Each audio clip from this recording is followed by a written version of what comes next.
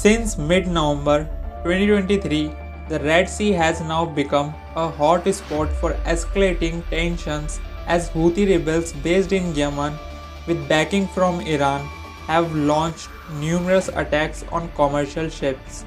This unrelenting assault has triggered a wave of concern, leading major shipping companies to withdraw from the region, potentially disrupting global supply chains. The impact of these attacks, coupled with the withdrawal of key players like AP Moller Maersk, is looming large, threatening to increase consumer prices just as the world begins to recover from a period of global inflation. In response to the escalating crisis, the United States has initiated an international security initiative aimed at safeguarding commercial vessels, coupled with targeted strikes on Houthi sites in Yemen. However, this intervention has raised fears among experts that it could inadvertently escalate tensions, potentially sparking a wider regional conflict. This weekend, American and British warships shot down at least 15 drones in the Red Sea. The Houthis claim that their attacks specifically target ships with Israeli interests in the Red Sea and assert that these assaults will persist until Israel ends its conflict in Gaza. However, experts note that the Houthis' strikes appear indiscriminate, posing a significant challenge given the opacity of the shipping industry, where ownership, operation, crew nationality, and flag of registry often vary. We will continue to prevent all ships of all nationalities heading to Israeli ports from navigating in the Arab and Red Seas until they bring in the food and medicine that our steadfast brothers. As the attacks intensified, major shipping companies, including industry giants like Mediterranean Shipping Company, Maersk, and Hapag-Lloyd, have announced plans to reroute vessels away from the Red Sea and the crucial Suez Canal. This strategic shift in the shipping routes amounts to diverting approximately $200 billion in global trade. 7 of the 10 biggest commercial shipping companies have decided the risk just isn't worth it. Those 7 companies make up 2/3 of the global shipping market. The Houthis' assaults involving drones and missile strikes on cargo ships prompted a coordinated response from US and UK-led forces, conducting airstrikes on Houthis' targets in Yemen. The roots of the conflict trace back to the Houthis' declaration of support for Hamas and their vow to target any ship bound for Israel. This declaration came in the wake of the Israel-Hamas war in early October, marking a significant escalation that has now led to a 5% increase in Houthis' attacks on Red Sea ships between November and December. With a substantial portion of global seaborne trade passing through the Red Sea, the ramifications of this conflict are profound, impacting not only shipping routes but also contributing to a tenfold increase in insurance costs since early December.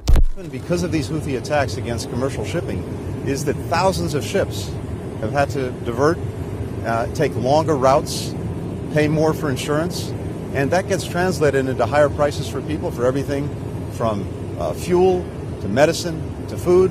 It's disrupting.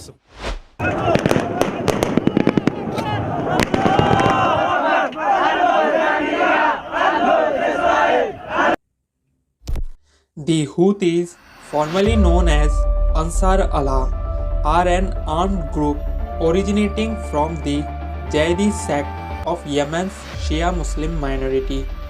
Founded in the 1990s by Hussein al-Houthi, the movement emerged in response to perceived corruption by then President Ali Abdullah Saleh.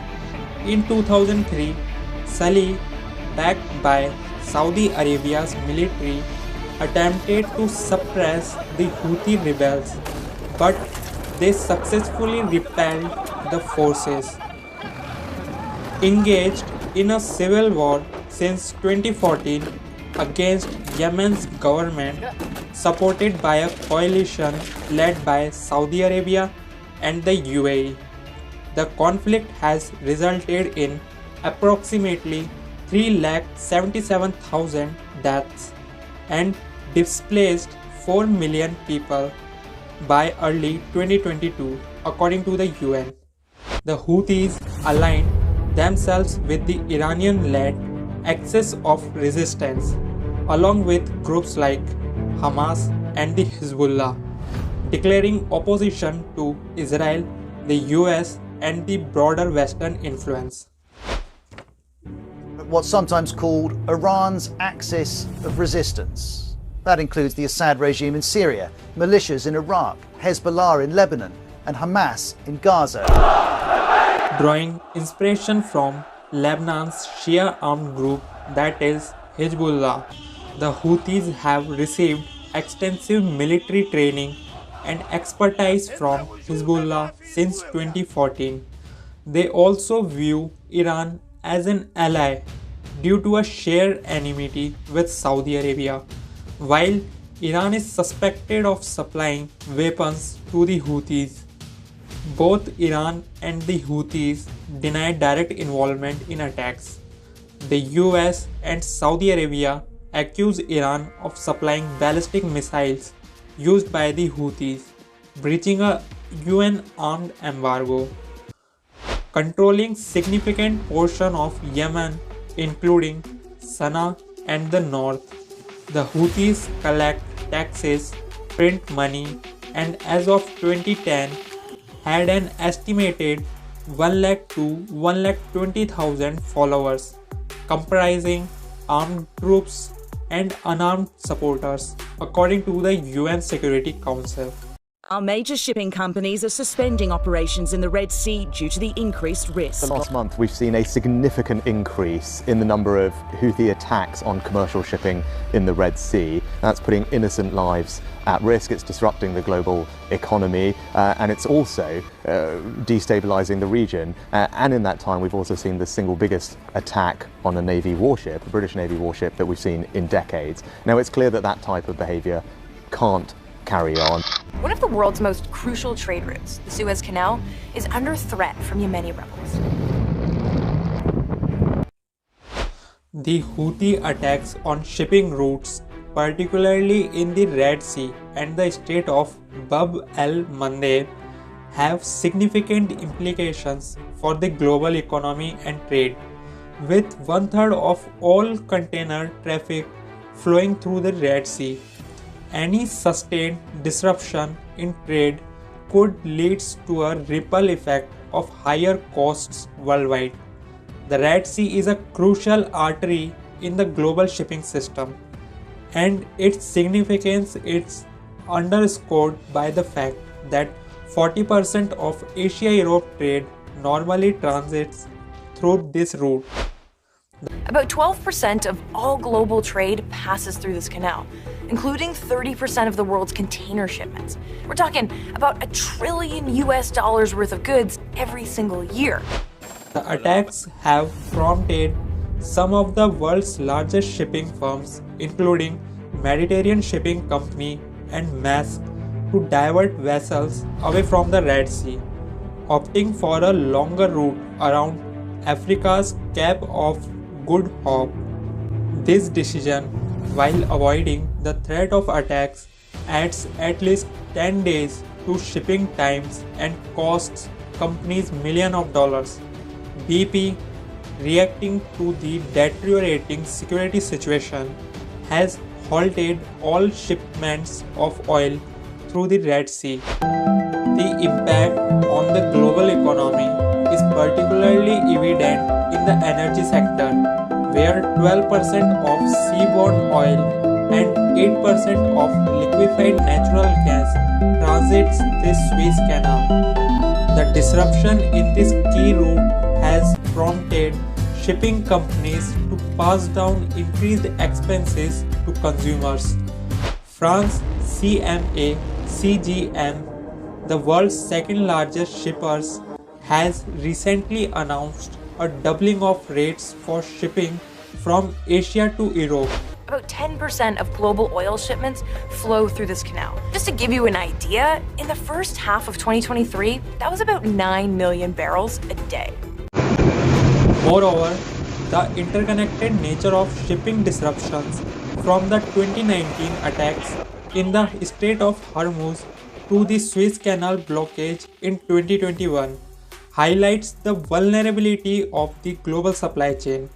While these trials have yet to produce major price increases for consumers, especially in the energy market, Europe is likely to feel economic stress sooner than the United States due to its reliance on the Red Sea route connecting to the Suez Canal. In response to Houthi rebel attacks on shipping in the Red Sea, the United States and Britain have initiated military strikes in Yemen. The strikes, which targeted nearly 30 locations using over 150 munitions, were described by US President Joe Biden as a reaction to unprecedented Houthi attacks on commercial ships.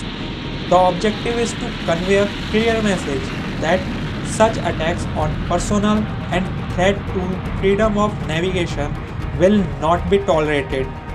The Americans and British were responsible for criminal aggression, which would be answered with attacks on all hostile targets on land and sea. The RAF released video of its jets taking off for Yemen from the British base in Cyprus. The British are trying to distance airstrikes aimed at opening the Red Sea from the war in Gaza. The Pentagon emphasized its commitment to ensuring the safety of the vital Red Sea waterway for international shipping. The strikes were carried out as part of an international naval operation, which was launched in December, involving countries such as the UK, Canada, France, Bahrain, Norway, and Spain. This collective effort aims to protect ships navigating the Red Sea route.